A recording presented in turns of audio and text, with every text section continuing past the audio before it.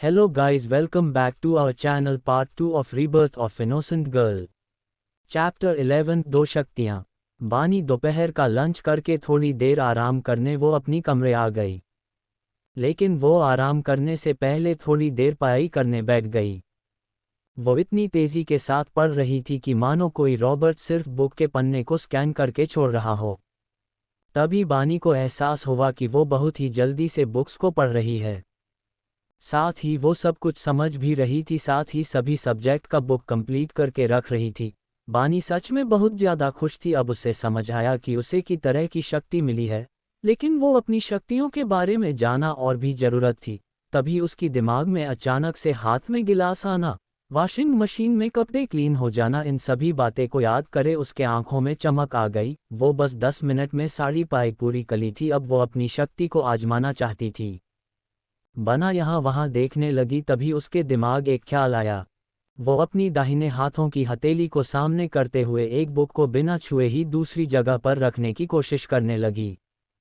पहले तो नहीं हुआ, दूसरी बार भी कोशिश करने लगी, फिर भी नहीं हुआ। वो थक हार कर बैठ गई। फिर एक गहरी सांस लेकर आखिरी बार कोशिश करने के लिए पूरी ध्यान लगाकर उस बुक्स पर कंसंट्रेट करने लगी। तभी अचानक से वे सभी बुक्स पहले जगह को छोड़कर दूसरी जगह पर पहुंच गई, किसी की नज़र में आए बिना। ये देख बानी का तो खुशी का तो ठिकाना ही नहीं रहा। फिर दूसरा अपनी पावर का इस्तेमाल करने के लिए कुछ सोचने लगी। तभी उसको कपड़े वाले इंसिडेंट याद आया।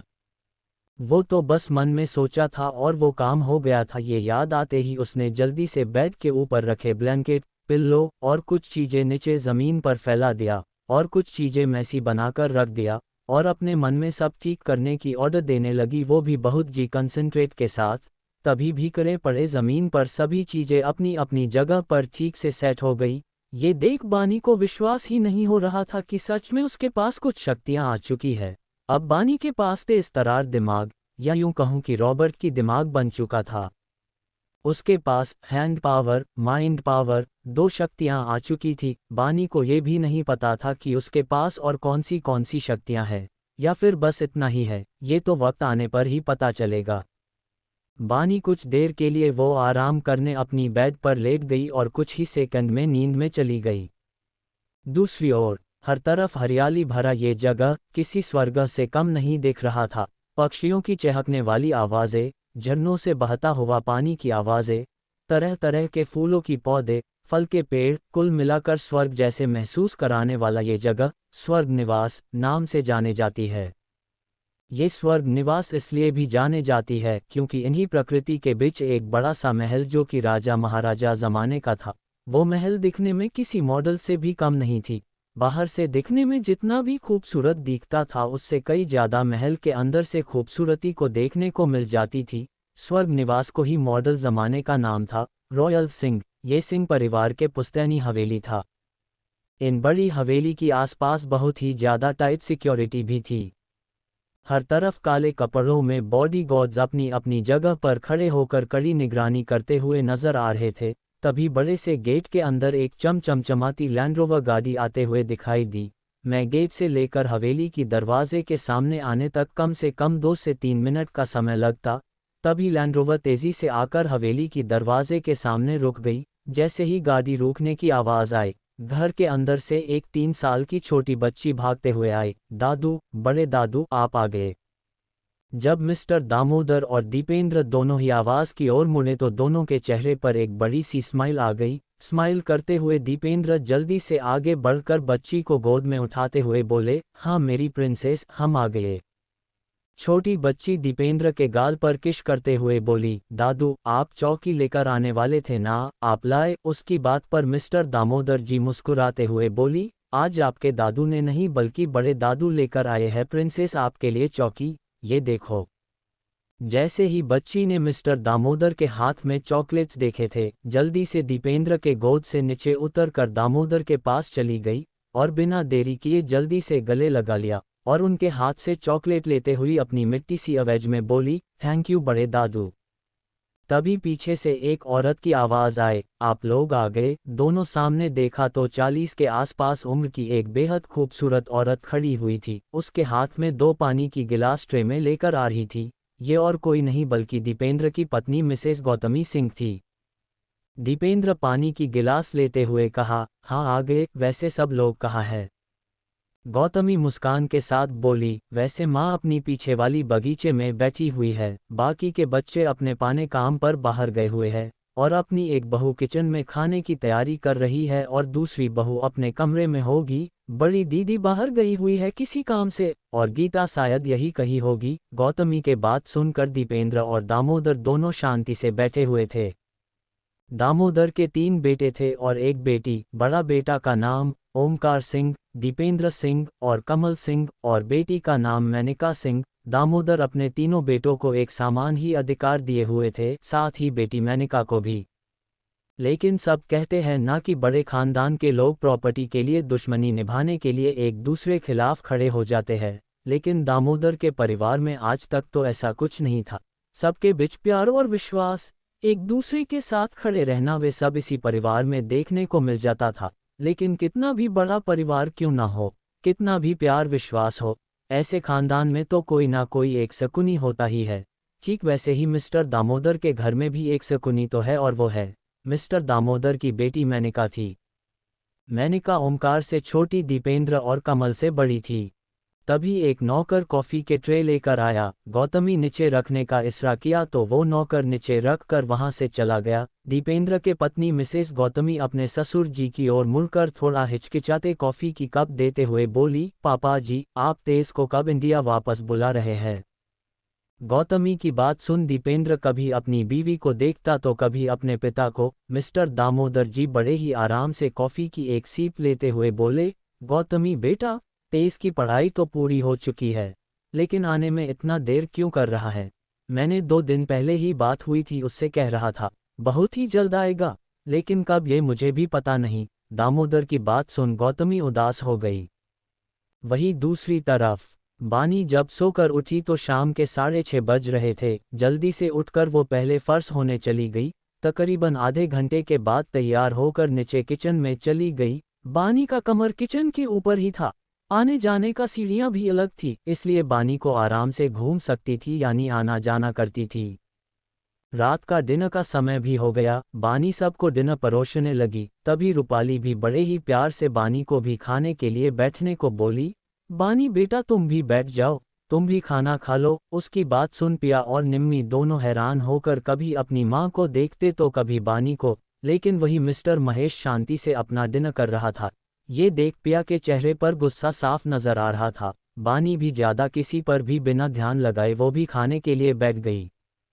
पहले वाली बानी होती अब तो 100 बार सोच चुकी होती कि डिनर करे या ना करे, लेकिन अभी की बानी उसे कोई फर्क ही नहीं पड़ने वाला था।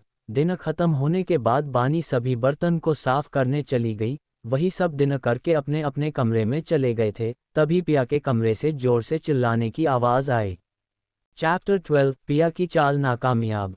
पिया की आवाज सुनकर रूपाली, महेश, निम्मी और कुछ नौकर दौड़कर पिया के कमरे में आ गए। उसको ऐसे चिल्लाता हुआ देख रूपाली जल्दी से उसके जाकर पूछने लगी, बेटा पिया क्या हुआ, तुम ऐसे क्यों चिल्लाए?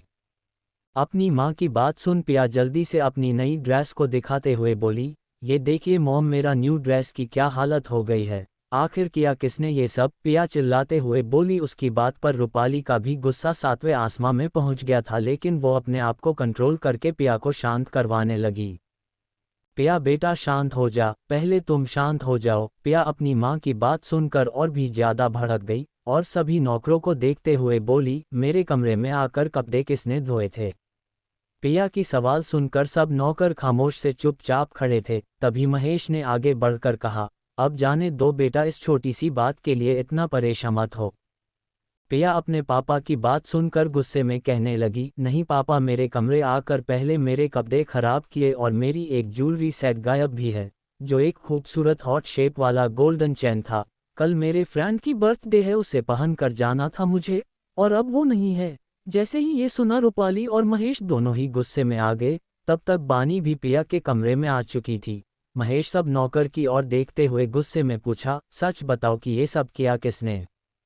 महेश की गुस्से वाली आवाज सुनकर सभी नौकर डर के मारे कांपने लगे।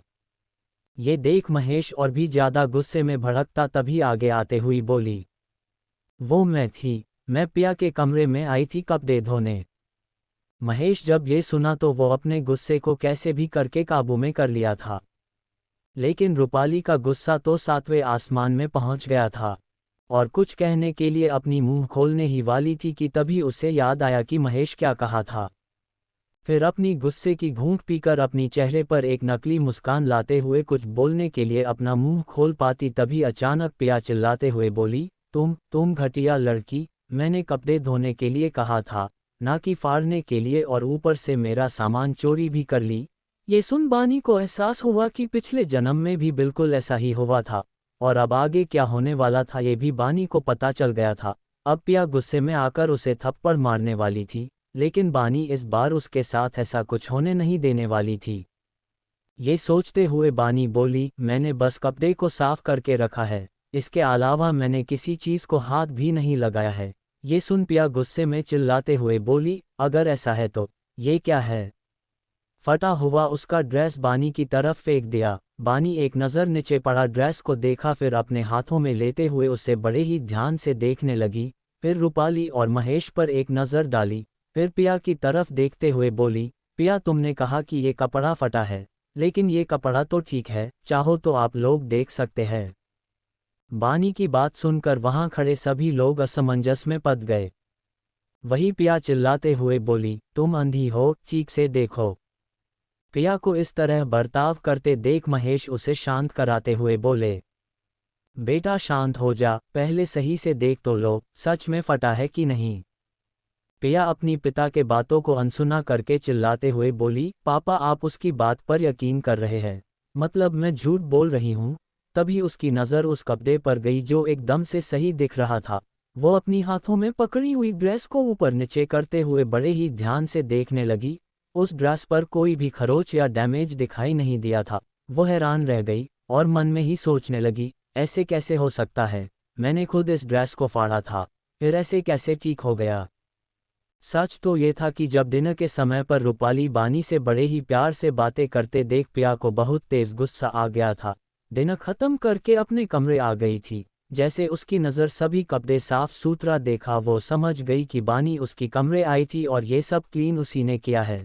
तभी उसकी दिमाग में खुराफाती चलने लगी और जल्दी से एक कैंची लेकर एक ड्रेस को बुरी तरह से डैमेज कर दिया।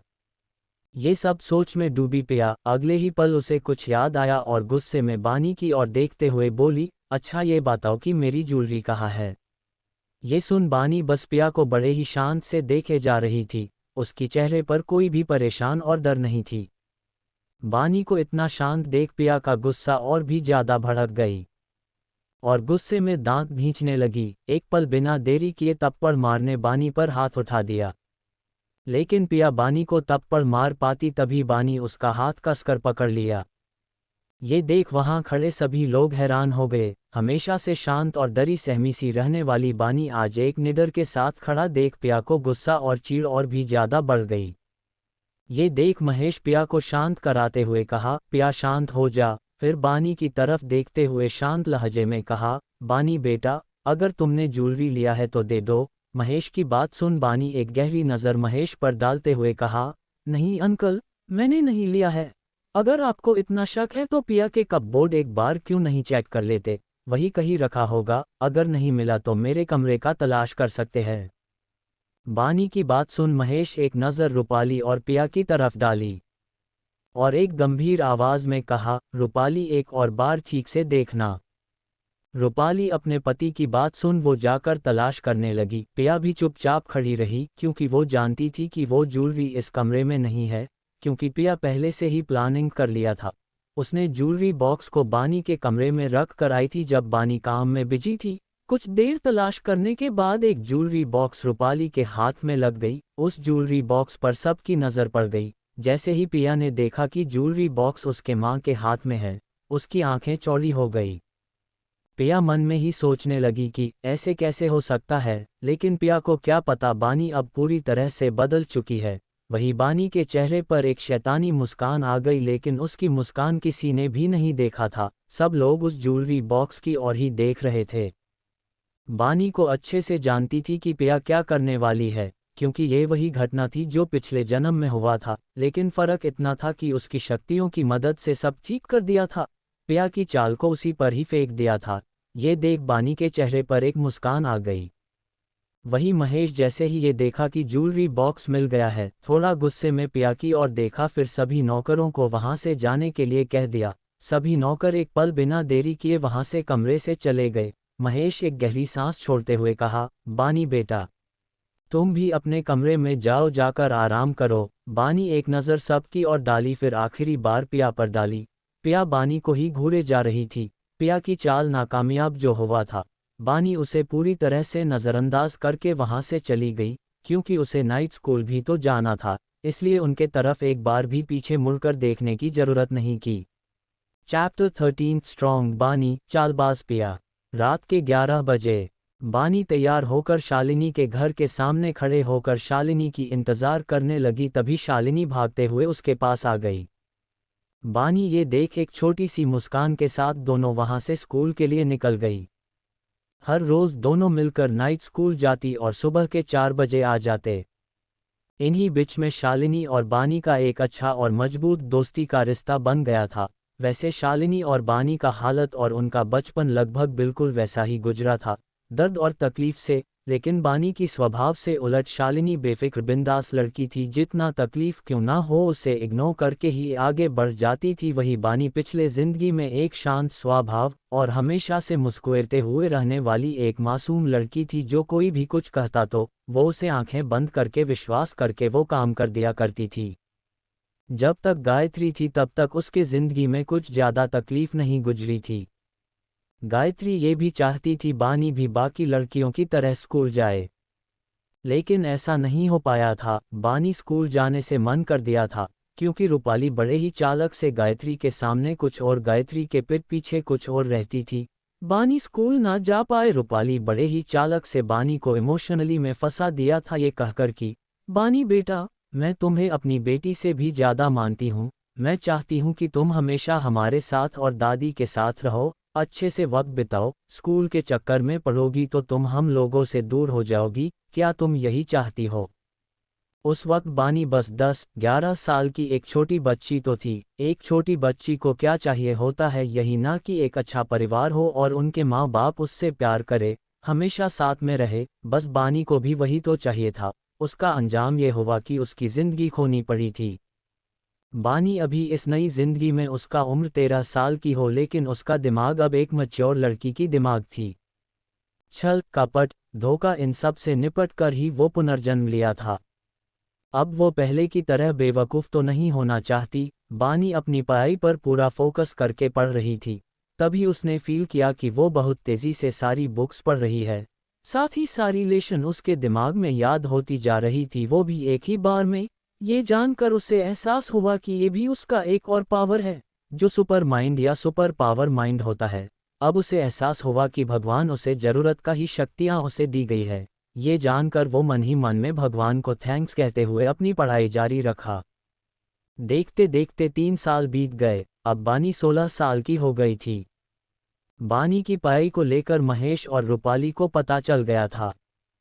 खुद बानी ने ही उन लोगों बताया था, क्योंकि बानी को किसी भी बात को लेकर उसे डरने की जरूरत नहीं थी।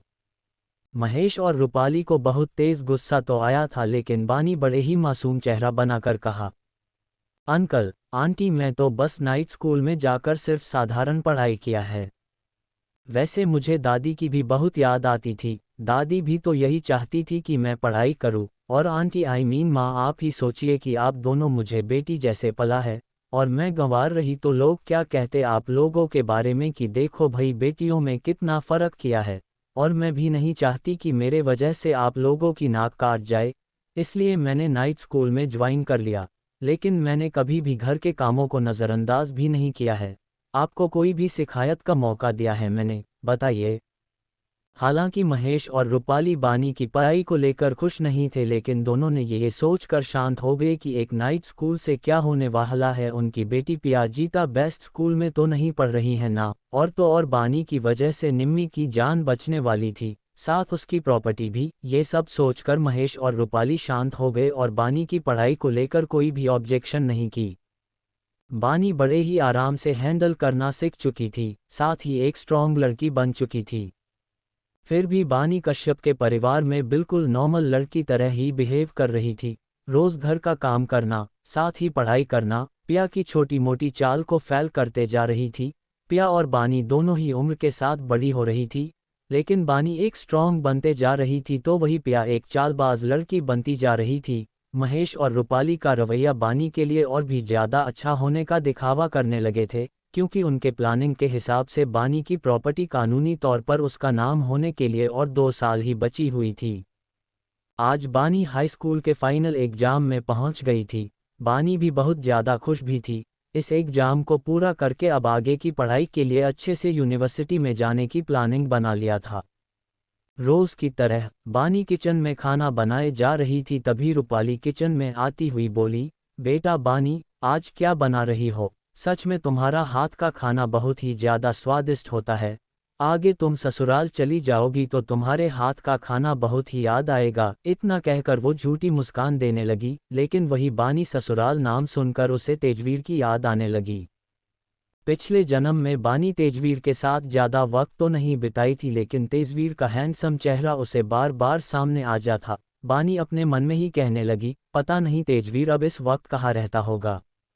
बानी इन्हीं सारी ख्यालों में डूबी हुई थी कि एक बार फिर रूपाली की आवाज़ सुनाई दी, बानी बेटा, तुम्हारा एग्जाम कब शुरू होने वाला है?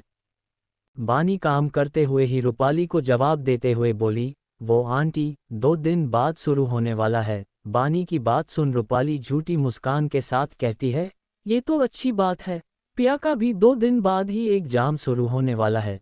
चलो ठीक है, तुम जल्दी से काम खत्म कर लो। इतना कहकर वो किचन से बाहर चली गई। चैप्टर 14 रॉयल सिंह का प्रिंस। यूएसए। एक बड़े से खूबसूरत कमरे में एक 23 साल का लड़का पीसफुली से अपने आराम मुलायमदायक बेड पर मुंह के बल गहरी नींद में सो रहा था।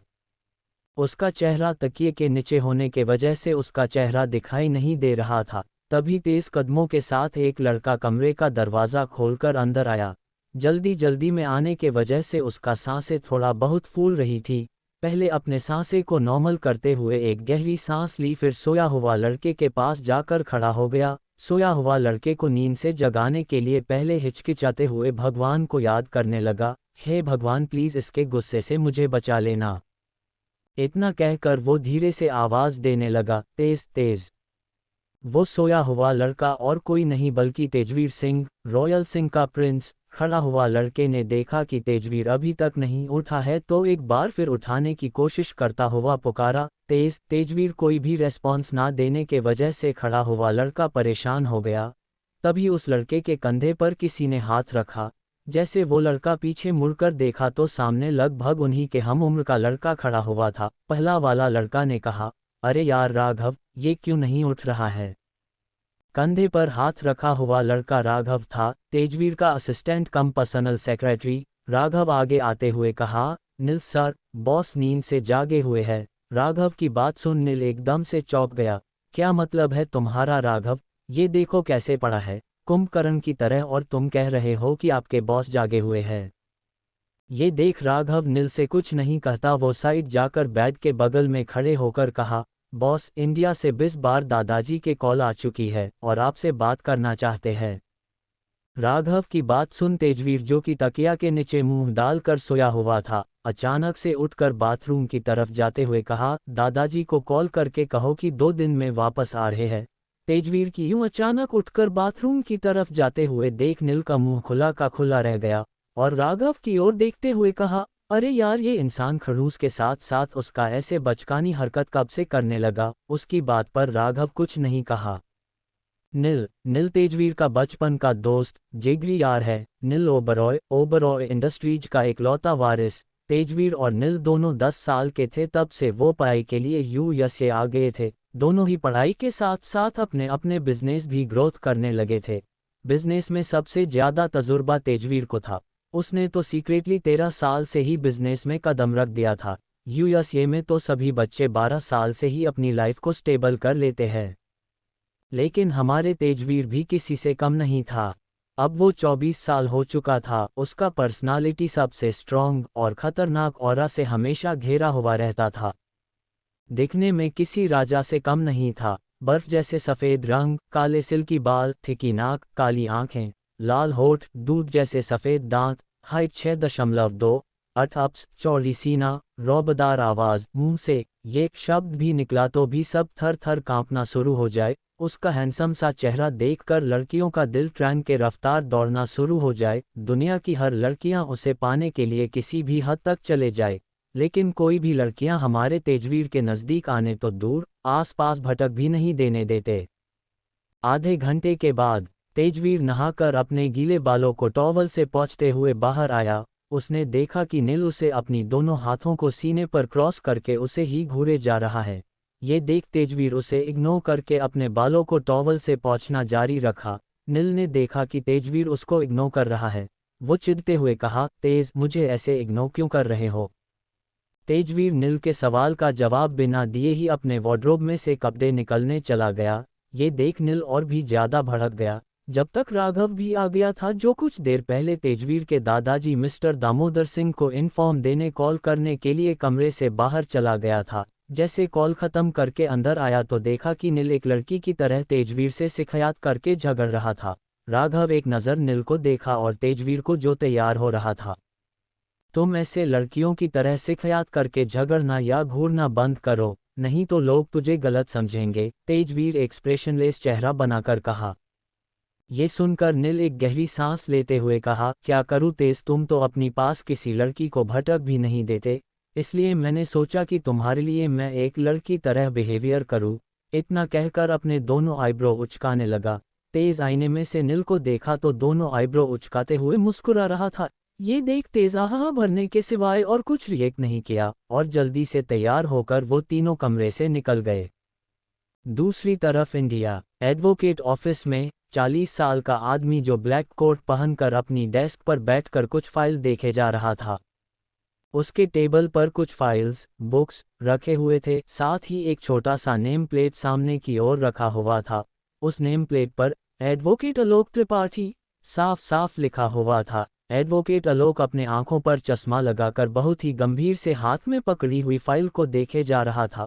उसके सामने एक इंसान बैठा हुआ था जो कि ब्लैक कलर की हुडी पहना हुआ था, जिसे उसका चेहरा साफ दिखाई नहीं दे रहा था। उस इंसान को पहचान थोड़ा मुश्किल तो होगा। सामने एडवोकेट आलोक कुछ देर तक फाइल पढ़ कर आखिर में फाइल नीचे रख कर कहने लगा, मुझे नहीं पता था कि वो इंसान इतना घटिया निकलेगा, लेकिन मुझे बहुत खुशी हुई आपके इस डिसीजन से। ऐसा ही होगा, डोंट वरी। सामने बैठा वो इंसान सहमति में सिर हिलाकर अपनी जगह से उठ खड़ा हुआ। वो वहां से जाता तभी एडवोकेट आलोक ने कहा, मैं कल ही आकर ये नोटिस उन लोगों को दिखा दूंगा। ये सुन वो इंसान हाँ सिर हिला दिया और वहां से चला गया। यहाँ बानी जल्दी से तैयार होकर शालिनी के घर के लिए निकल गई। आज उनका एग्जाम के लिए एग्जाम कार्ड को इश्यू करवाना था, इसलिए सुबह के 11:30 बजे अपने एजुकेशन इंस्टीट्यूट में पहुंचाना था। बानी ने जल्दी जाकर शालिनी को बुलाने लगी, शालू शालू जल्दी आना। हाँ आए, शालिनी भाग कर आते हुए बोली, और वो दोनों बातें करते हुए एग्जाम कार्ड लेने चली गई। दोनों के चेहरे से साफ पता चल रहा था कि वो दोनों कितना खुश है। शालिनी पहले तो बस हाई स्कूल तक ही पढ़ाई करने के बारे में सोची हुई थी ताकि उसे जीने के लिए छोटा मोटा एक जॉब मिल जाए, लेकिन उसकी ज़िंदगी में जब से बानी आई है उसे भी आगे पढ़ने के लिए मन बना लिया था। शालिनी की चाची उसकी पढ़ाई को लेकर बहुत ज़्यादा चिढ़ रही थी, लेकिन शालिनी ने पढ़ाई के बदले घर का सारा काम करने की जिम्मेदारी उठाई थी। और शालिनी की चाची ये भी सोच लिया था कि जब बानी को जॉब मिल जाएगी तो उसका सारा सैलरी उसके पास रहेगी। एक तरफ उसकी चाची बहुत ज़्यादा लालची थी, जिसे वो शालिनी को पढ़ाई करने में नहीं रोक रही थी। हालांकि ये बात शालिनी को नहीं पता कि उनके चाची के मन में ऐसे लालच है। लेकिन अब शालिनी किसी भी हालत में बानी के साथ ही आगे की पढ़ाई शुरू करने वाली थी। ये बात शालिनी की चाची को नहीं पता था और शालिनी भी उसे बताना भी जरूरी नहीं समझी थी, क्योंकि ये पढ़ाई तो खुद उसकी मेहनत से कर रही थी ताकि उसकी ज़िंदगी बेहतर हो। पढ़ाई के बदले उनके घर का सारा काम करने का सौदा जो किया था। Chapter 15 exam. आज बानी का एग्जाम भी शुरू हो गया था। एग्जाम का समय डे टाइम होने के वजह से अपना घर का सारा काम खत्म कर लिया था और रूपाली को भी बताना था। अपना सारा काम खत्म करके रूपाली के पास आकर बोली, आंटी, माँ, मेरा एग्जाम आज से शुरू होने वाली है, वो भी आज दोपहर 1:30 बजे से। रूपाली बानी की ये बात सुनकर वो गुस्से में तो आ गई थी, लेकिन अगले ही पल महेश की बात को याद आते ही अपने गुस्से को कंट्रोल करके नकली मुस्कान दिखाते हुए बोली, ठीक है बेटा, जाओ जाकर तुम अपना एग्जाम देकर आओ। बानी इससे ज्यादा रूपाली से कुछ और बात करने का मन नहीं था। बिना देरी किए बानी वहां से चली गई। जैसे रूपाली ने देखा कि बानी चली गई है, उसने तुरंत फोन उठाकर महेश को कॉल करने लगी। कुछ देर तक रिंग होने के बाद सामने से महेश फोन उठा लिया। हेलो। महेश की आवाज़ सुनकर रूपाली जल्दी से बोली, महेश, बानी का आज एग्जाम है, वो भी दोपहर से। ये सुनकर महेश, जो कि ऑफिस में बैठकर फाइल देखने में बिजी था, रूपाली की ये बात सुनकर महेश कुछ सोच में पड़ गया। दूसरी तरफ से रूपाली की एक बार फिर से आवाज़ आई, महेश, आपको नहीं लगता कि हम बानी को एजुकेशन देकर बहुत बड़ी गलती कर रहे हैं? महेश ये सुनकर एक गहरी सांस छोड़ते हुए कहा, मुझे तो ऐसा नहीं लगता रूपाली। वो पढ़ाई तो कर रही है, लेकिन इस पढ़ाई को लेकर वो इतनी सीरियसली है। बस उसका मन किया है इसलिए पढ़ रही है, और वैसे भी इस पढ़ाई को लेकर वो भविष्य में अपना करियर, ब्राइट करियर बना पाएगी। बस वो मामूली सी तो पढ़ाई कर रही है, और वो हमारे पिया जैसे हाई स्टडी तो नहीं करने वाली। उसके लिए पैसे की भी ज़रूरत पड़ेगी, लेकिन तुम जानती हो, उसका जो देखभाल के लिए हमें कोर्ट के तरफ से पैसे मिल रहे हैं, वो सब हम ही यूज़ कर रहे हैं। बेचारी, उसको तो पता भी नहीं है। अगर हम ऐसे मामूली पाई में भी रोक टोक लगाएंगे तो कहीं हमारा प्लान हम पर ही उल्टी ना पड़ जाए। वैसे मेरे पास इसके लिए एक और प्लान है, वो वक्त आने पर पता चलेगा, लेकिन हम उसकी बात को मानने के अलावा दूसरा रास्ता नहीं है। रूपाली ये सुन तुरंत बोली, लेकिन महेश, वो और भी ज़्यादा होशियार हो जाएगी। और हमारी छोटी बेटी निम्मी का क्या? महेश कहा, उसका चिंता मत करो, मेरे पास इसके लिए एक और रास्ता है। ये सुनकर रूपाली शांत हुई और अगले ही पल वो बोली, लेकिन महेश, उसका जो प्रॉपर्टी के बोल रहे थे उसका क्या? ये सुनकर महेश कुछ सोचते हुए कहा, इसके बारे में हम बाद में बात करेंगे। इतना कहकर महेश कॉल काट दिया और कुछ सोचने लगा। महेश और रूपाली दोनों ही बानी की पढ़ाई को लेकर बड़े ही हल्के में ले रहे थे। पिछले जन्म में महेश बानी की सारी पैसे और प्रॉपर्टी बड़े ही आराम से बिना कोई रोक टोक के अपने नाम पर कर लिया था, लेकिन इस जन्म में क्या होने वाला था, ये वक्त के साथ ही पता चलने वाला था। वहीं दूसरी तरफ बानी और शालिनी दोनों ही एग्जाम में बहुत ही गंभीर लग रही थी। अपने अपने जगह पर बैठकर एग्जाम दे रही थी। बानी हर एक सवाल का जवाब बड़े ही ध्यान और बहुत ही तेजी से दे रही थी। कोई भी इंसान बानी का ये बिहेवियर देख लेता तो हैरान ही हो जाता था, लेकिन लकीली सब अपने अपने एग्जाम में फोकस में थे, जिस वजह से बानी का ये एक्शन पर किसी का भी ध्यान नहीं गया था। 2.5 घंटे का एग्जाम बानी बस 40 मिनट में ख़त्म कर दिया था। चाहे वो ऑब्जेक्ट टाइप का क्वेश्चन हो या आंसर राइटिंग का सवाल, बस वो ख़त्म किए जा रही थी। दूसरी ओर रॉयल सिंह स्टडी रूम में मिस्टर दामोदर और उनके तीनों बेटे ओमकार सिंह, दीपेंद्र सिंह और कमल सिंह चारों बैठकर तेजवीर आने की खुशी में बातें कर रहे थे। मिस्टर दामोदर ने कहा, 2 दिन बाद तेजवीर आ रहा है, इतने सालों बाद, तो एक बड़ी सी पार्टी रखनी होगी। जितना हो सके मेहमानों को उनके परिवार के साथ आने की पार्टी में इनवाइट करना होगा। ये सुन सभी ने हाँ में सिर हिला दिया। दामोदर बड़े बेटे ओमकार की तरफ देखते हुए पूछा, एरिस कब आ रहा है? ये सुन ओमकार कुछ पल सोच कर कहा, डैड, मैंने 2 दिन पहले ही कॉल करके पूछा था कि कब आ रहे हो, तो वो कह रहा था कि देखेगा, लेकिन अब उसे तो तेजवीर आने के बारे में तो पता नहीं है। अगर पता चलेगा तो शायद आने के लिए तैयार हो जाए। ओमकार की बातें सुन दामोदर ने कहा, हाँ, वैसे सभी भाइयों में से ये 2 भाई तेज और एरिश दोनों एक ही जैसे सोच रखने वाले लोग हैं।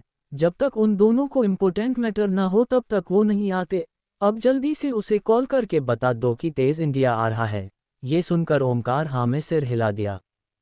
एरिश कमांडो ऑफिसर होने के वजह से वो दिल्ली में अपना काम पर ही रहता था। ऐसा नहीं है कि उसे फैमिली से दूर रहना पसंद है, ऐसा कुछ नहीं था। वो तो अपना फैमिली को बहुत ही ज़्यादा याद करता था, खासकर अपनी 2-3 साल की बेटी परी। परी मिस्टर एरिश सिंह की बेटी है और घर की सबकी जान। कुछ देर तक दामोदर अपने बेटों के साथ बैठकर अपने बिजनेस और आने वाले पार्टी के बारे में बात करके स्टडी रूम से बाहर आ गए। जैसे ही वो बाहर आए सामने छोटी सी नन्ही परी दौड़कर आ गई। बड़े दादू, दादू, बड़ी दादी आप सभी को डिनर पर बुला रहे हैं। दामोदर जल्दी से आगे बात कर उसे गोद में उठाते हुए कहा, अरे मेरी गुड़िया, ऐसे भगा मत करो, कहीं गिर गई तो मेरी प्रिंसेस को बहुत ही हट होगा ना। नहीं बड़े दादू, मैं बहुत ही स्ट्रॉन्ग प्रिंसेस हूं ना। उसकी बात सुनकर सब लोग हंसते हुए हाँ में सिर हिला दिया। बातें करते हुए वे सभी डाइनिंग टेबल पर आकर बैठ गए। जैसे ही सब आकर खाना परोसना शुरू कर दिया। डाइनिंग टेबल पर सब लोग बैठे हुए थे। दामोदर की पत्नी, तेजवीर की दादी मिसेस कविता दामोदर सिंह, ओमकार की बीवी मिसेस अरुणिमा सिंह, कमल सिंह की बीवी मिसेस गीता सिंह और एरिश की बीवी मिसेस एकता सिंह, कमल और गीता की बेटी भाविनी सिंह और ओमकार का छोटा बेटा हरमान सिंह। दामोदर सबकी ओर देखते हुए कहा, आप सभी को कुछ बताना है। चैप्टर 16 मिस्टर कश्यप हुए परेशान। मिस्टर दामोदर सबकी ओर देखते हुए बोले, हमें आप सभी को कुछ बताना है। जैसे ही सबने ये सुना तो सब घरवाले दामोदर की तरफ देखने लगे। दामोदर की पत्नी कविता अपनी पति दामोदर की ओर देखते हुए बोली, क्या बात है? 2 दिन बाद तेजवीर इंडिया वापस आ रहा है, इसलिए हमने तेजवीर आने की खुशी में एक पार्टी रखी है। दामोदर अपनी चम्मच से एक निवाला खाना लेते हुए कहा। उसकी ये बात सुनकर सब लोग हैरान हो गए, साथ ही सब लोग की चेहरे पर खुशी झलक रही थी। सबसे ज्यादा तो गौतमी थी, और क्यों ना हो तेजवीर की माँ जो थी, इतने सालों बाद घर वापस लौट आ रहा था तो खुशी तो बनता ही है। उसकी आंखों में खुशी के मारे आंखों में आंसू भी झलक आए। गौतमी की ये इमोशनल देख सिंह परिवार की बड़ी बहू ओमकार की बीवी अरुणिमा उसके हाथों पर अपना हाथ रखकर एक प्यारी सी मुस्कान के साथ गौतमी को देखने लगी। गौतमी भी ये देख एक प्यारी सी मुस्कान के साथ अपने आंखों में आए हुए आंसू को पोंछ लिया। तेजवीर की दादी कविता खुशी में अपना दोनों हाथ जोड़ते हुए बोली, हे भगवान, तेरा लाख लाख शुक्र है कि हमारा बच्चा घर वापस लौट कर आ रहा है, वरना मुझे तो लगा था कि मेरा बच्चा वही अपना पूरी जिंदगी निकलेगा और वही किसी गोरी चिट्टी लड़कियों को देखकर शादी करके अपना गृहस्थी बस लेगा। ये जानकर मुझे बहुत ही खुशी हुई कि तेज आ रहा है। माँ, ये कैसी बात कर रही है आप? एक पल के लिए मैं ये भी मान लेता हूँ कि हरमान किसी दूसरे देश की लड़की से शादी करके आ गया है तो मुझे कोई भी शक नहीं होगा, लेकिन वही तेज की तो भगवान आकर कहेंगे ना कि तेज किसी से शादी करके आया है, तो मैं कभी भी विश्वास नहीं करने वाला। हम सब जानते हैं वो कैसा लड़का है। ओमकार खाना खाते हुए कहा। अपने बड़े बेटे की बात सुन कविता मुंह बनाते हुए बोली, हाँ हाँ मुझे पता है, मेरा तेज ऐसा नहीं करेगा। तभी कविता के दिमाग में कुछ विचार आने के वजह से अपना हाथ सिर पर रखते हुए बोली, हाँ ओम, तुम सही कह रहे हो कि हमारा तेज ही ऐसा है। लड़कियों को ना पास में आने देता है और ना ही उनके पास जाता है। वैसे हमें ही कुछ करना होगा, हमें उसके लिए लड़की को ढूंढना होगा ना। कविता की बात सुन सब लोग मुस्कुराने लगे। वही दामोदर खाना खाते हुए कहा, अरे भाग्यवान, उसे तो आने दो, बाद में शादी की बात करेंगे। अभी से शादी की रट लगाओगी तो कहीं वो इंडिया आने से ही मना ना कर दे। कविता ये सुनकर थोड़ा चिढ़कर बोली, वैसे उसे कैसे पता चलेगा कि उसकी शादी की बात कर रहे हैं, और दूसरी वो अभी यहाँ पर नहीं है, तो आप चुप ही रहिए। वैसे मैं उसकी दादी हूँ, वो मेरी बात कभी नहीं टालता, समझे आप? कविता की बातें सुन दामोदर को छोड़कर बाकी सब मुस्कुराने लगे। दूसरी ओर कश्यप विला। सब लोग सुबह का नाश्ता करके पिया और बानी दोनों एग्जाम के लिए चली गई थी। वहीं निम्मी अपने दोस्तों के साथ बाहर गई हुई थी। अब बस रूपाली और महेश ही थे। सभी नौकरी अपने अपने काम में बिजी थे। रूपाली और महेश कमरे में बैठकर किसी बात को लेकर बातें कर रहे थे कि तभी एक नौकर जल्दी में उनके पास आया और कहा, मालिक, आपसे मिलने एडवोकेट त्रिपाठी आए हुए हैं, नीचे हाल में आपका इंतजार कर रहे हैं। जैसे ही महेश और रूपाली ने सुना, दोनों एक दूसरे को देखकर रूपाली मुस्कुराते हुए बोली, लगता है आज मनी चेक देने आए होंगे। ये सुन महेश और रूपाली तुरंत अपने कमरे से बाहर निकलकर नीचे हाल में आ गए। एडवोकेट आलोक त्रिपाठी को देखकर महेश मुस्कुराते हुए कहा, आइए आइए मिस्टर त्रिपाठी जी, बैठिए। उनको बैठने का इशारा करते हुए कहा। एडवोकेट त्रिपाठी सीधे पॉइंट पर आते हुए कहा, मिस्टर कश्यप, आज आपको एक जरूरी बात करने आया हूं। ये सुनकर रूपाली और महेश दोनों ही कंफ्यूज हो गए। जी कहिए, क्या बात है त्रिपाठी जी? महेश ने थोड़ा हैरान होते हुए कहा। त्रिपाठी जी अपने बात को आगे बढ़ाते हुए कहा, जी मिस्टर कश्यप, आपको जो बानी नाम से एयर मनी चेक मिलता था वो अभी सीधे आपके हाथ में नहीं मिलेगा, अब ऐसा नहीं होगा। क्या मतलब है आपका मिस्टर त्रिपाठी जी? रूपाली एकदम से त्रिपाठी की बात को बीच में ही काटते हुए बोली। उसकी बात सुन त्रिपाठी उसको एक नज़र डालकर फिर महेश को देखते हुए कहा, आपको तो पता ही होगा ना मिस्टर कश्यप कि बानी 16 साल होने तक ही मनी चेक आपको मिलेगा, 17 साल से वो खुद आकर साइन करके मनी चेक को छुड़वाना पड़ेगा। क्या ये बात आपको नहीं पता? क्या गायत्री जी ने आपको नहीं बताया? आपको उद्धरण चिन्ह। त्रिपाठी जी की बात सुनकर महेश एकदम से खामोश हो गया। उसे तो ठीक से कानूनी टर्म्स एंड कंडीशन के बारे में नहीं पता था, जितना गायत्री जी कहा था उतना ही उसे पता था, लेकिन महेश को ऐसा लग रहा था जैसे उसकी माँ उससे बहुत कुछ छुपाया है। लेकिन फिलहाल वो एडवोकेट के सामने ऐसा नहीं दिखाना चाहता था जैसे उसे कुछ नहीं पता हो। एक नकली मुस्कान के साथ मुस्कान ने कहा, जी जी त्रिपाठी जी, माँ ने मुझे बता दिया था, मुझे याद है, इसलिए तो मैंने आपसे कुछ नहीं पूछा इसके बारे में। जैसे ही त्रिपाठी ने ये सुना वो बस शांत से महेश को घूरने लगा। वही महेश मन ही मन में भगवान को याद करने लगा कि थैंक गॉड मनी चेक के बारे में मैंने त्रिपाठी जी को कुछ नहीं पूछा, वरना मुझ पर शक हो जाता कि उसको इस लॉ के बारे में कुछ नहीं पता और अगले ही पल परेशान में आ गया। लेकिन उसे क्या पता मिस्टर आलोक त्रिपाठी को पहले से ही महेश की चाल के बारे में पता चल चुका है। उसका परेशान चेहरा भी साफ साफ देख रहे थे।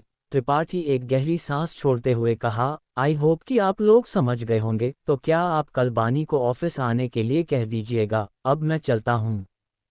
इतना कहकर mister advocate Tripathi Kashyap villa से चले गए। यहाँ रूपाली और महेश एक दूसरे के चेहरे को देखने लगे। उन्हें तो अब समझ ही नहीं आ रहा था कि ये क्या और कैसे हो गया। सबसे बड़ी बात, उन्हें कैसे पता नहीं चला कि मनी चेक लेते समय खुद बानी सामने मौजूद होना पड़ेगा। ये सब सोच कर उनका दिमाग तो खराब तो हो ही रहा था, ऊपर से उन्हें ये समझ नहीं आ रहा था कि अब बानी को कैसे समझाए।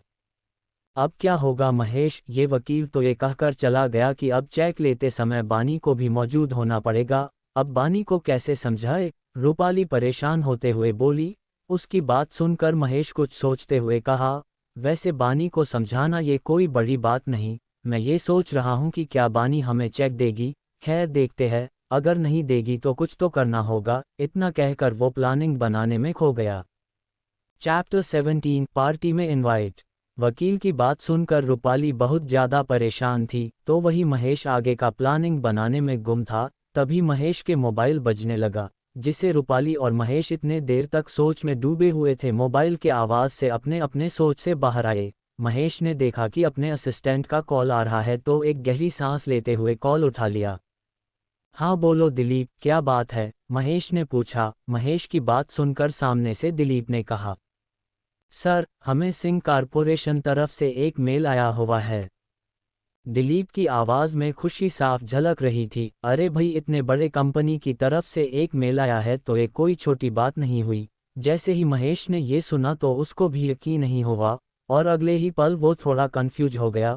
उसे यकीन नहीं हो रहा था कि अचानक से इतने बड़ी नेशनल एंड इंटरनेशनल कंपनी की तरफ से मेल आया है। ये जानकर किसको भरोसा होगा, कहीं कोई गड़बड़ तो नहीं। महेश इन सब के बारे में सोचे ही जा रहा था कि सामने से दिलीप की आवाज़ एक बार फिर से आए, हेलो सर, क्या आप सुन रहे हैं? महेश अपनी सेंसेस में आते हुए कहा, हाँ दिलीप, सुन रहा हूँ, बताओ कि क्या मेल आया हुआ है। जल्दी बताओ, दिलीप कहा। सर, मैंने आपके मेल पर सिंह कारपोरेशन के मेल भेज दिया है, और ये मेल एक इनवाइटेड मेल है। इनवाइटेड मेल है? महेश धीरे से बुदबुदाया, और दिलीप से कहा, ठीक है दिलीप, मैं देखता हूँ। इतना कहकर कॉल काट दिया। महेश बिना देरी किए जल्दी से अपना लैपटॉप ओपन करके पढ़ना शुरू कर दिया। उसे में लिखा हर एक शब्द जैसे जैसे पढ़ते जा रहा था, वैसे वैसे उसका चेहरा हैरान और खुशी से चमकने लगा था। अपने पति के चेहरे पर बदलते एक्सप्रेशन को देखकर रूपाली जल्दी आकर पूछने लगी, महेश क्या हुआ, ऐसा क्या है मेल में? रूपाली की बात सुनकर महेश खुशी से चहकते हुए कहा, रूपाली, पता है सिंह कारपोरेशन के तरफ से मुझे इनवाइट मेल मिला है, तुझे पता है? रूपाली को महेश की कोई भी बात समझ में नहीं आ रही थी, जिसे वो महेश को थोड़ा कंफ्यूज होकर देखे जा रही थी। महेश को एहसास हुआ कि रूपाली को कुछ समझ नहीं आया। उसने पूरी बात को बताते हुए कहा, रूपाली सिंह कारपोरेशन का ओनर और रॉयल सिंह परिवार के बड़े सदस्य मिस्टर दामोदर सिंह ने ये अनाउंस किया है कि कल उसका पोता तेजवीर सिंह इंडिया आने की खुशी में एक बड़ी सी पार्टी रखी गई है। उस पार्टी में नामी गिरामी और बड़े बड़े कंपनी के सीईओ को इनवाइट किया गया है। उन्हीं लिस्ट में मेरा भी नाम शामिल है और ये भी कहा गया है कि सभी बड़े बड़े लोग, चाहे पॉलिटिक्स हो या बिजनेसमैन हो या फिर एंटरटेनमेंट से आते हो, सबको इनवाइट किया गया है, वो भी अपने अपने परिवार के साथ। ये सुन रूपाली की आंखों में चमक ही आ गई। सिंह कारपोरेशन यानी रॉयल सिंह परिवार के तरफ से पार्टी में इनवाइट किया गया है। ये सोचकर ही रूपाली पागल होती जा रही थी और अपनी पति के तरफ देखकर कहती है, अरे भाई, आपको इनवाइट क्यों करे, आप भी तो जाना माना बड़े बड़े बिजनेसमैन के लिस्ट में आते हो, हम भी क्या किसी से कम है, मुझे तो और भी इंतज़ार नहीं हो रहा। हे भगवान, मुझे तो सोचकर ही खुशी के मारे पागल होती जा रही हूँ।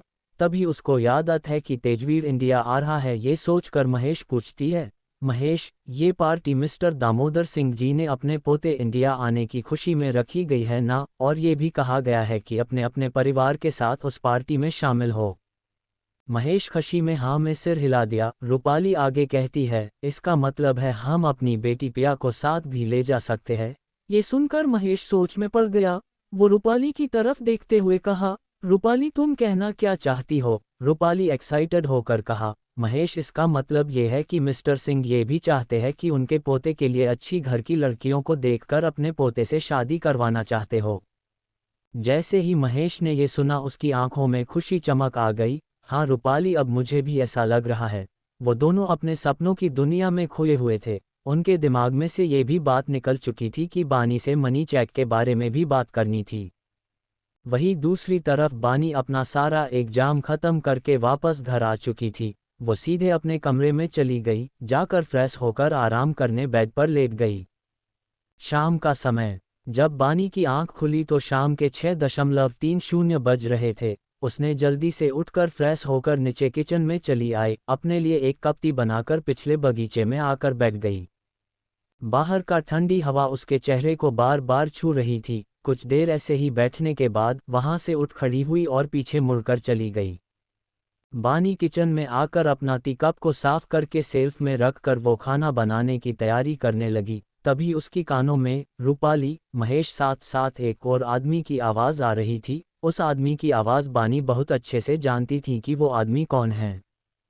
बानी उन सब को नज़रअंदाज करके अपने कमरे में जाना चाहती थी, लेकिन वो वहां से जा पाती तभी उसके कान में रूपाली की आवाज़ सुनाई दी, अरे बानी, यहाँ आओ, ये देखो कौन आया है। जैसे ही बानी ये सुना तो चलते हुए उसका कदम वहीं पर ही रुक गई और मुड़कर उन सभी को देखने लगी। इसके चेहरे पर कोई भी भाव दिखाई नहीं दे रहा था। बानी बिना कोई हाव भाव के हाल रूम में चली गई। जैसे ही उसने सामने बैठा इंसान को देखा तो जैसे उसे पहले से ही उम्मीद थी कि ये इंसान कौन है। वो इंसान कोई और नहीं, बानी का मंगेतर, या यूं कहें कि झूठा मंगेतर, ऋषभ शुक्ला। पिछले जन्म में बानी 18 उम्र में ऋषभ से सगाई कर ली थी, वो भी महेश कहने पर। तब तो बानी आंखें बंद करके उन पर विश्वास जो करती थी, बिना सोचे समझे जो महेश कहते थे वही बानी हंसी खुशी से मान लिया करती थी। उसका अंजाम ये हुआ कि बानी की सारी प्रॉपर्टी महेश नाम पर करनी पड़ी, इसके साथ साथ उसका दिल भी। पिछले जन्म में बानी से सब कुछ धोखे से छीन लिए थे, प्रॉपर्टी के साथ साथ उसका दिल भी। ये सब सोचकर बानी के दिल में बहुत ज़्यादा दर्द होने लगा, लेकिन अगले ही पल कैसे भी करके अपने आप को संभाल लिया। बानी उन सब की ओर देखते हुए मन ही मन कहने लगी, हाँ, आप लोगों ने जो मेरे साथ जो कुछ भी किया उसका भरपाई तो आप लोग जरूर करेंगे। पुरानी बानी तो एक बेवकूफ़ थी, जिसका परिणाम मेरा जान देकर चुकाना पड़ा था, लेकिन अब वो बानी नहीं है जो आप लोग आसानी से मूर्ख बना सके। इस बार इंसाफ मेरी होगी।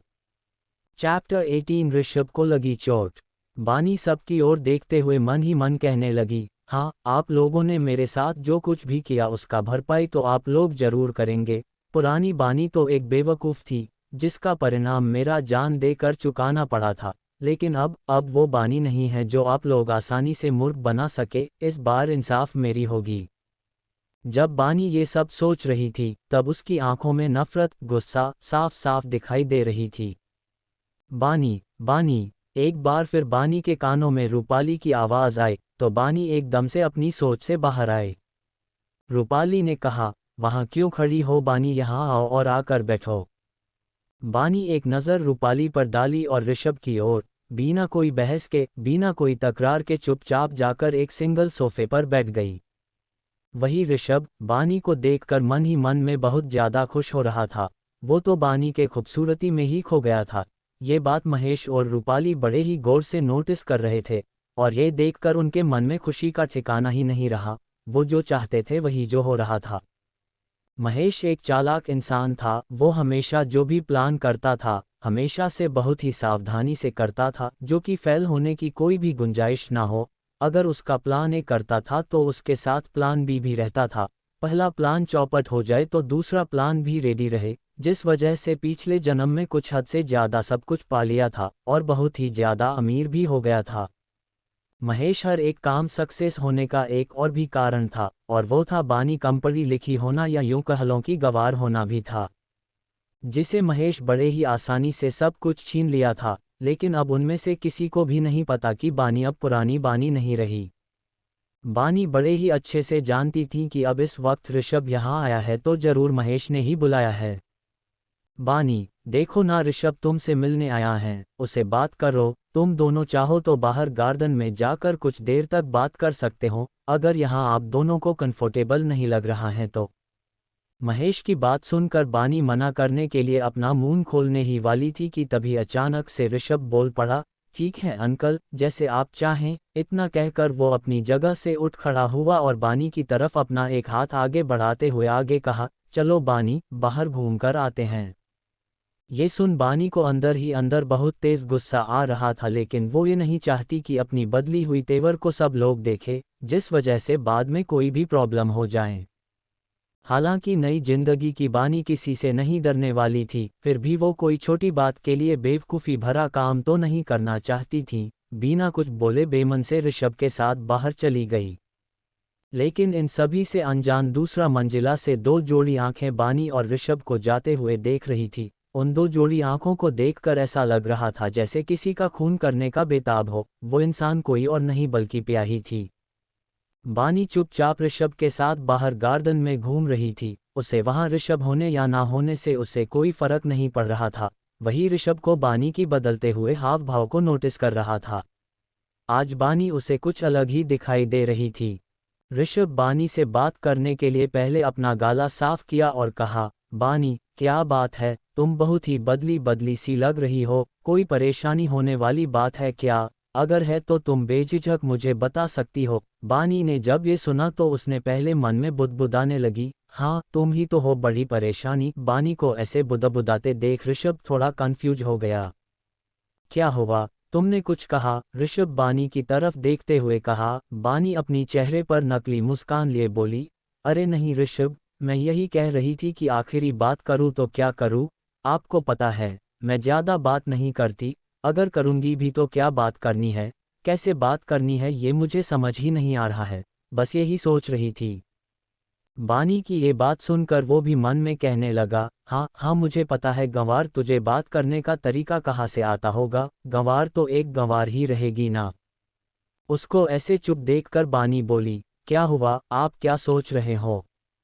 अरे कुछ नहीं, वो मैं सोच रहा था कि तुम कितनी मासूम हो बानी, बात करने में भी डरती हो। सच में तुम बहुत ज़्यादा मासूम हो, तुम्हारी ये मासूमियत ही मुझे बहुत पसंद आती है, ऋषभ ने कहा। बानी ऋषभ की बात सुनकर अंदर ही अंदर बहुत ज़्यादा गुस्से में आ रही थी। ऋषभ को घूरते हुए मन में बोली, मेरा मन कर रहा है कि तेरा सिर फोड़ दूँ, पागल कुत्ता कहेगा। जैसे ही बानी ने ये कहा तो वो एक पल के लिए भूल ही गई थी कि उसके पास कुछ शक्तियाँ हैं। फिर क्या था, अचानक से हवा में उड़ाते हुए एक पत्थर आकर सिर पर लग गया, जिससे ऋषभ के सिर से खून निकलने लगी। बानी ये देख घबरा गई, उसे समझ ही नहीं आया कि अचानक से ये क्या हुआ। फिर अगले ही पल उसे याद आया कि अरे ये तो अपने मन ही सोचा था, वो भी बड़े शिद्दत से। ये सोचकर ही उसको जोर जोर से हंसने का मन कर रहा था, लेकिन वो ऐसा नहीं कर सकती थी। अपने आप को हंसने से रोक लिया और उसके सिर को देखने लगी। हालांकि एक नॉर्मल चोट लगी हुई थी, फिर भी बानी घबराने की एक्टिंग करती हुई बोली, ऋषभ जी आपको तो चोट आई है, रखिए मैं किसी को बुलाती हूँ। इतना कहकर वो जोर जोर से चिल्लाने लगी, माँ। पिताजी, जल्दी आइए, देखिए ऋषभ को क्या हुआ। जैसे सब लोग बानी की आवाज़ सुनी रूपाली, महेश और साथ ही कुछ नौकर भी भागकर बाहर गार्डन में आ गए। ऊपर बालकनी में खड़ी पिया पता नहीं कितने देर से बानी और ऋषभ को घूरे जा रही थी।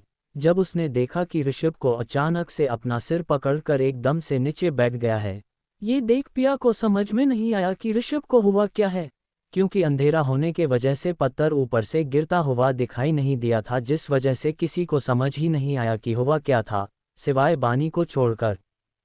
चैप्टर 19 तेजवीर इंडिया आना। जैसे ही ऋषभ को चोट लगी, बानी जोर से चिल्लाकर सबको बुला लिया था। बानी की आवाज़ सुनकर सब लोग भागकर ऋषभ के पास इकट्ठा हो गए। तब तक पिया भी नीचे आ गई थी। उसने जल्दी से आगे बढ़कर ऋषभ का सिर को देखा तो उसके सिर से खून निकल रहा था। ये देख पिया परेशान होकर अपने मॉम डैड के तरफ देखकर बोली, मॉम डैड, ऋषभ के सिर से खून निकल रहा है, जल्दी कीजिए, ऋषभ को अंदर लेकर जाने के लिए हमारी मदद कीजिए। उसको ऋषभ के लिए इतना परेशान होता देख बानी एक आईब्रो ऊपर उठा ली और मन ही मन में मुस्कुराने लगी। ओह, तो लैला मजनू के लिए इतना तड़प मैंने आज तक किसी में भी नहीं देखा। नॉट बैड पिया। आज बानी के मन में कहीं ना कहीं थोड़ा सा सुकून तो जरूर मिल रहा था, ज़्यादा तो नहीं, लेकिन ऋषभ को आज मज़ा छकाया था। पिछले जन्म में पिया और ऋषभ दोनों ही उसका मजाक बहुत ही ज़्यादा उड़ाया करते थे और वो बेवकूफ़ की तरह सब कुछ हंसते हंसते सहन कर लेती थी।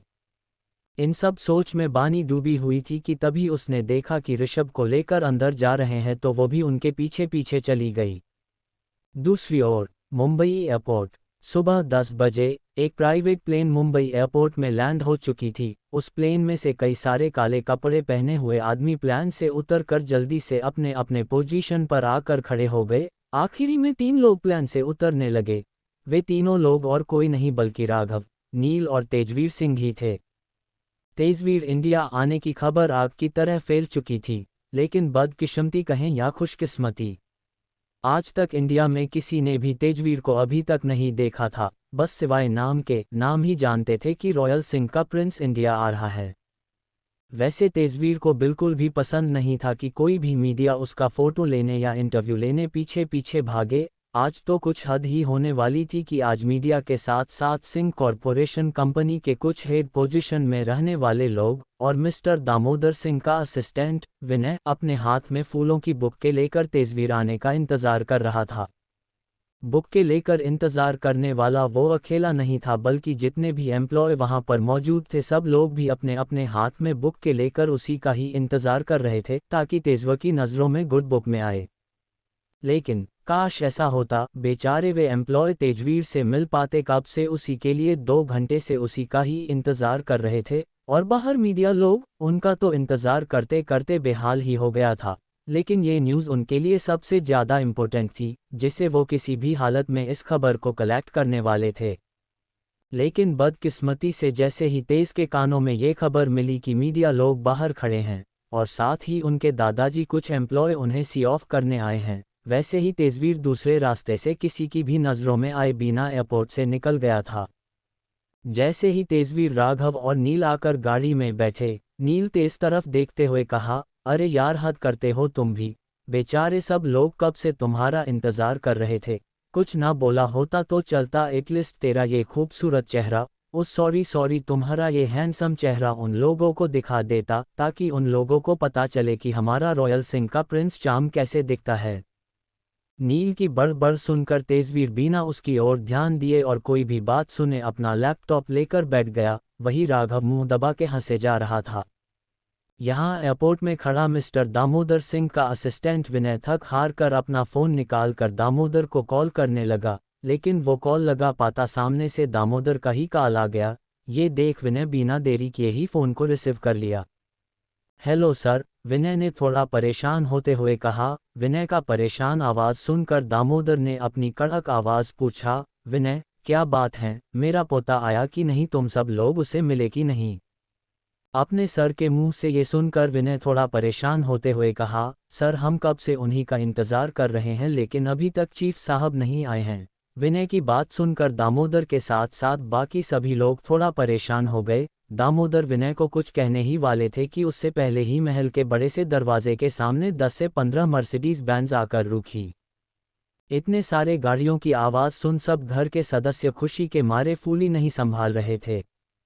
पहले कई सारे बॉडीगार्ड्स को देखकर घर वाले थोड़ा चौंक गए, क्योंकि उनको ये पता था कि हमेशा से तेजवीर के साथ 5 से ज़्यादा 10 बॉडीगार्ड्स रहते थे, लेकिन आज तो 25 से भी ज़्यादा बॉडीगार्ड्स खड़े थे, जिस वजह से वो लोग थोड़ा बहुत हैरान हो गए थे, साथ ही खुश भी, क्योंकि घरवाले जानते थे कि अगर इतने सारे बॉडीगार्ड्स तेज के आगे पीछे हैं तो इसका मतलब साफ है कि तेजवीर अब कोई मामूली इंसान नहीं, खैर मामूली शब्द उपयोग ना करे तो बेहतर होगा, क्योंकि मामूली होता तो 13 साल के उम्र में बिजनेस की दुनिया में कदम नहीं रखता।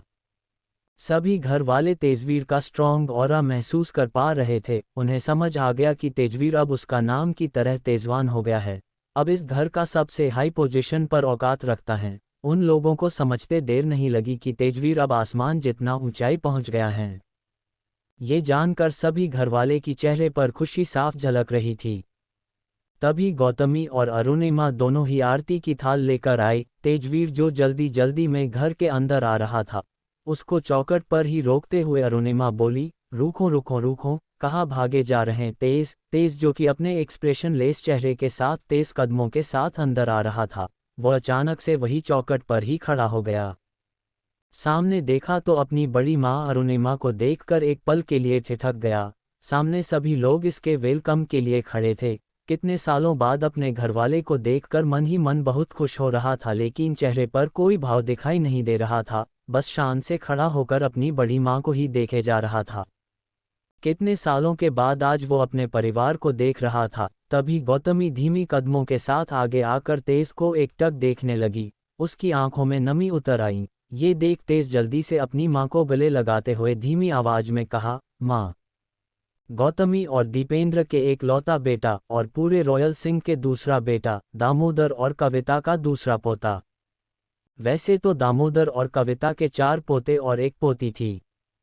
Chapter 20 gifts. मिस्टर दामोदर और मिसेस कविता सिंह के 4 पोते और एक पोती थी। पहला पोता एरिस सिंह, जो एक कमांडो ऑफिसर है। दूसरा पोता जो हम सब जानते हैं, रॉयल सिंह का प्रिंसेस तेजवीर सिंह, जो गौतमी और दीपेंद्र के एक लौता बेटा।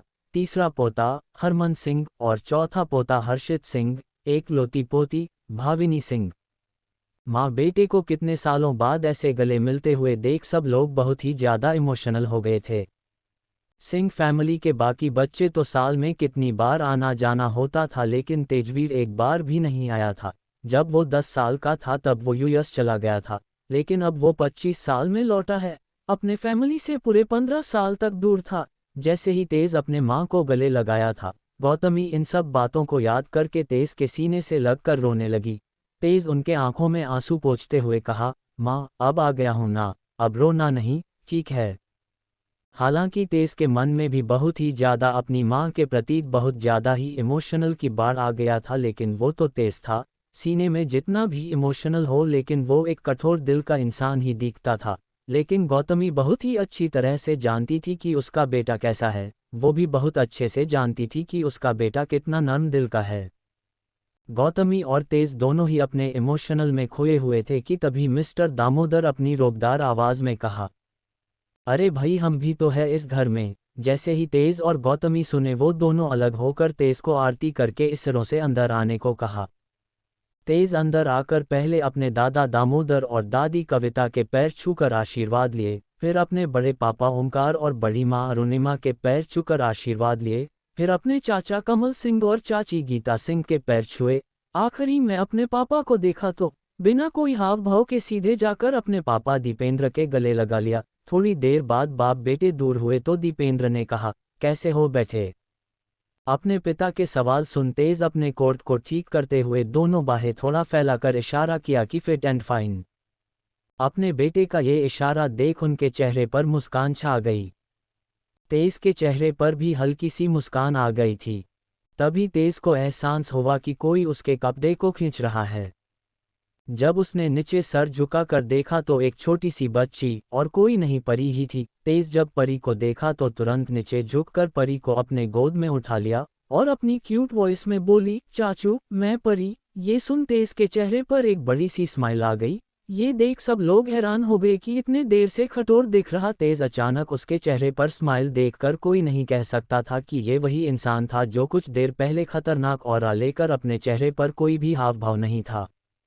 तेज परी के गाल पर एक प्यारी सी किश करते हुए कहा, मुझे पता है प्रिंसेस, तुम परी हो, मेरी लिटिल डॉल। परी तेज के बात सुन तेज के गालों पर 2-3 बार किश करते हुए बोली, मुझे लगा आप मुझे भूल गए हो। मैं अपनी डॉल को कभी नहीं भूलता। इतना कहकर उसके गाल पर दोबारा चूमते हुए कहा। कुछ देर तक बातें करके तेज अपने असिस्टेंट राघव को कुछ किया। राघव अपने बॉस के इशारा समझकर हाँ में गर्दन हिलाकर बाहर चला गया। कुछ देर बाद राघव और कुछ बॉडीगार्ड्स के साथ ढेर सारी गिफ्ट्स के पॉलिटिकल बैग्स लेकर आ गया। एक बॉडीगार्ड्स के हाथ में ढेर सारी टेडी बीर और कुछ खिलौने लेकर आया। इतना सारा परी के लिए गिफ्ट्स देख एकता हैरान हो गई। एकता और कोई नहीं तेज की भाभी, एरिस की पत्नी और परी की माँ थी। सभी गिफ्ट्स तेज सब की ओर देखते हुए कहा, एक्चुअली मुझे आप सब के लिए क्या लेना है ये मुझे नहीं पता था, जो मेरे मन में आया वही लेकर आ गया। जब तेज ये सब कह रहा था तब वो एक छोटे बच्चे की तरह लग रहा था। उसकी ऐसे बात सुन सभी घर के औरतें खिलखिलाकर हंसने लगी। कविता के लिए एक सोने की तार से बना एक नहीं दो नहीं बल्कि पूरे 25 सिल्क साड़ी, साथ ही एक प्योर पर्ल्स की बड़ा हार। ये देख कविता हैरान हो गई। सब के लिए भी कम से कम 50 लाख का गिफ्ट्स लेकर आया था। दामोदर के लिए वैन के बेस्ट कलेक्शन और ढेर सारे लेकर आया था। सबके चेहरे का हाव भाव देखकर ऐसा लग रहा था जैसे वो अभी भी यकीन नहीं कर पा रहे थे कि उनके हाथ में इतनी सारी और महंगी गिफ्ट्स है। हालांकि सबके पास इससे भी महंगी महंगी चीजें थी, लेकिन जो चीजें तेज लेकर आया था वो सभी अलग अलग कंट्री से लेकर आया हुआ था, जो लेटेस्ट हाई ब्रांड का था और बहुत ही ज्यादा रेयर था। तेज लाए हुए गिफ्ट से सभी घरवाले बहुत ही ज्यादा खुश थे और उनके हिसाब से ही गिफ्ट्स लेकर आया हुआ था। तभी कविता नौकरों से कहती है, अरे भाई जाओ जल्दी जाकर खाना तैयार करो, मेरा पोता भूखा होगा, कब से ऐसा ही बैठा है। बड़ी मालकिन की बात सुनकर सभी नौकरों जल्दी से अपना काम करने में लग गए। वही कविता तेज को बड़े ही प्यार से सर पर हाथ फेरते हुए बोली, अरे मेरा लाडला, जाओ जाकर थोड़ी देर आराम करो, ट्रैवल करके थक गया होगा, तब तक खाना भी तैयार हो जाएगा। तेज भी हाँ में सिर हिलाकर वहां से जाने लगा। तभी उनके नज़र एकता से मिली। एकता को परी को देते हुए कहा, आप कैसी है भाभी। एकता थोड़ा हैरान हो जाती है। उसे नहीं लगा था कि कठोर दिखने वाला तेज उससे बात करेगा, लेकिन जब एकता ने तेज के मुंह से भाभी सुन उसके मन में खुशियों की लहर उमड़ गई और खुशी में सिर हिलाते हुए बोली, मैं ठीक हूँ।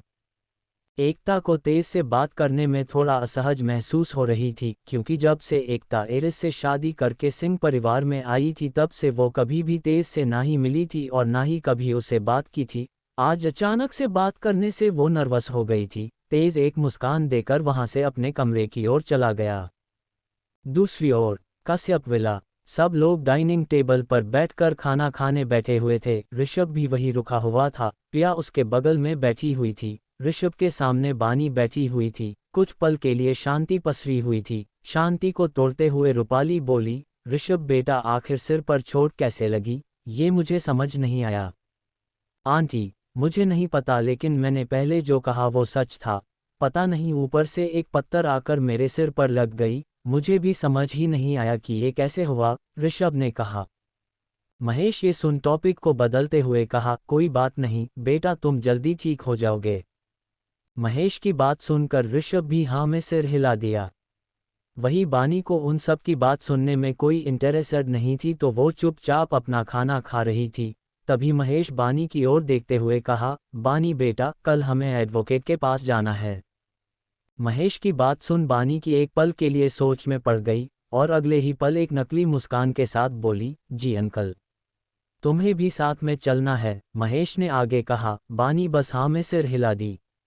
Thanks for watching and subscribe for listening next chapters of Rebirth of Innocent Girl.